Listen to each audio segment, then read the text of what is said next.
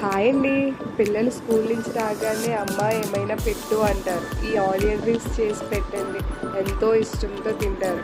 పిల్లలకు బయట ఫుడ్ అస్సలు పెట్టకండి. వాళ్ళకి ఏం కావాలంటే అది ఇంట్లోనే ప్రిపేర్ చేసి పెట్టండి.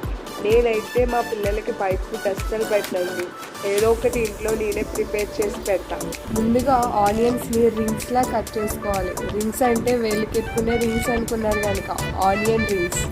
ఒక బౌల్లో మైదా, శనగపిండి, బియ్యం పిండి, కొంచెం ఉప్పు, కారం, వాటర్ వేసి బాగా కలుపుకోవాలి. తర్వాత 2 ఎగ్స్ లేస్ తీసుకొని వీడియోలో చూపించినట్టు కలిపేసుకోండి.